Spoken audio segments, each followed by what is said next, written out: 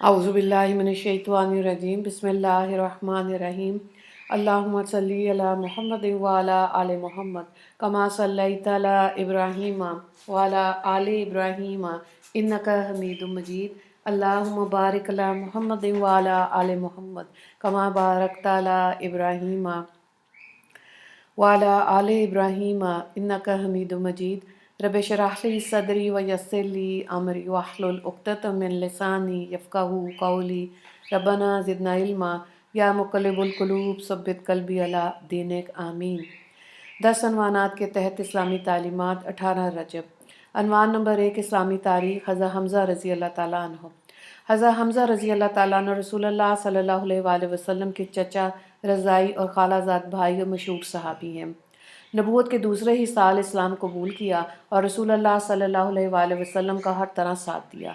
मुशरिकीन मक्का ने जब रसूलुल्लाह सल्लल्लाहु अलैहि वसल्लम और ख़ानदान बनी हाशिम को शेब अबी तालिब में कैद होने पर मजबूर कर दिया था, उस वक्त हज़रत हम्ज़ा रज़ी अल्लाह ताला अन्हु भी आप सल्लल्लाहु अलैहि वसल्लम के साथ थे। तमाम मुश्किलात में साथ दिया। उन्होंने मदीना की हिजरत फरमाई और इस्लाम की अजीम शान लड़ाई ग़ज़वा बदर में खूब जौहर दिखाए और फिर दूसरे साल ग़ज़वा उहद में बड़ी बहादुरी और जानबाजी दिखाई। तकरीबन अल्लाह के 30 दुश्मनों को जहन्नुम रसीद किया।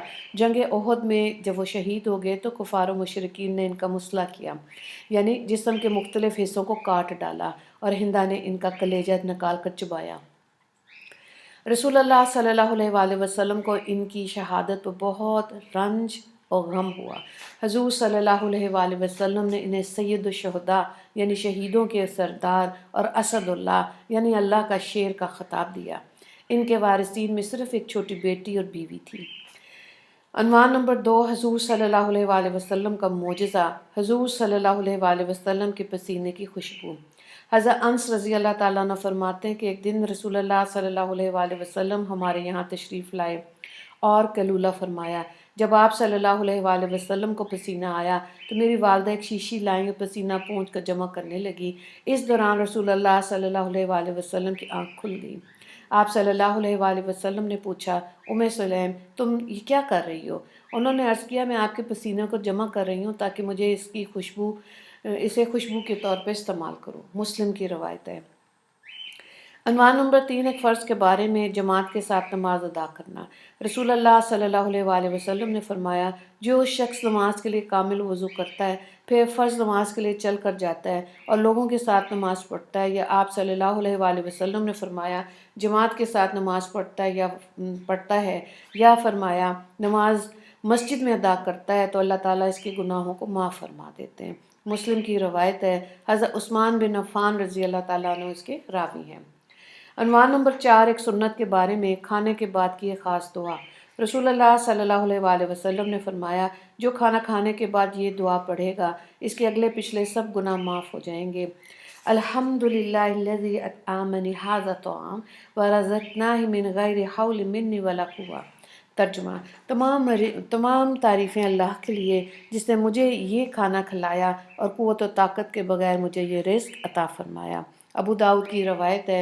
अज़माज़ बिन अनस रज़ी अल्लाह ताला अन्हु इसके रावी हैं। अनवान नंबर 5 एक अहम अमल की फ़जीलत सूरह वाक़िया पढ़ना। रसूलुल्लाह सल्लल्लाहु अलैहि वसल्लम ने फरमाया, जिस शख्स ने सूरह वाक़िया पढ़ी इस पर फ़क्र व फाका नहीं आएगा। बहकी की रवायत है। हज़रत इब्न मसूद रज़ी अल्लाह ताला अन्हु इसके रावी हैं। अनवान नंबर 6 गुनाह के बारे में औलाद का कत्ल गुनाह कबीरा है। कुरान में अल्लाह ताला फरमाता है, गुर्बत के डर से अपनी औलाद को कत्ल न करो, हम तुमको भी रिस्क देते हैं और इनको भी। सूरह नाम आयत नंबर 151। मफ़हूम यह है कि रोज़ी का ज़िम्मा अल्लाह ताला पर है, लिहाजा रोज़ी की तंगी के डर से बच्चों को मार डालना या हमल कराना, पैदाइश से बचने की कोई तदबीर इख्तियार करना जैसे कि आज के दौर में हो रहा है, बहुत ही बड़ा गुनाह और हराम है। अनवान नंबर 7 दुनिया के बारे में। दुनिया आजमाइश के लिए है। कुरान में अल्लाह ताला फरमाता है, हमने ज़मीन के ऊपर की तमाम चीज़ों को ज़मीन के लिए जीनत बनाया ताकि हम इसके ज़रिए लोगों का इम्तिहान लें कि कौन शख्स इसमें ज़्यादा अच्छा अमल करता है। सूरह कहफ आयत नंबर 7। अनवान नंबर 8 आखिरत के बारे में। जन्नती का ताज।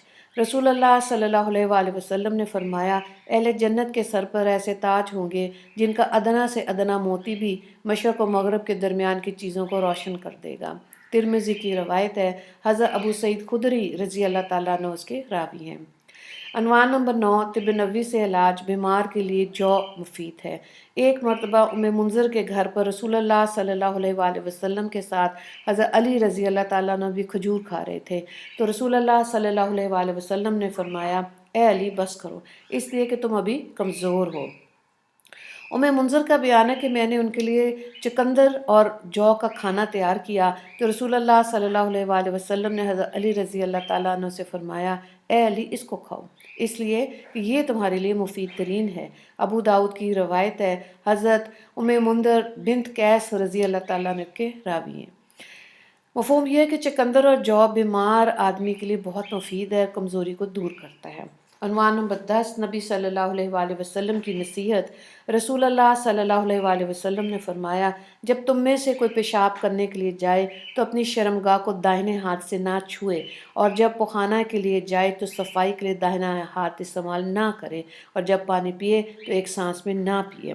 ابو داؤد کی روایت ہے، حضرت ابو قتادہ رضی اللہ تعالیٰ عنہ اس کے راوی ہیں۔ وآخر دعوانا ان الحمد للہ رب العالمین، اللہم اغفر للمسلمین والمسلمات والمؤمنین والمؤمنات۔ السلام علیکم ورحمۃ اللہ وبرکاتہ۔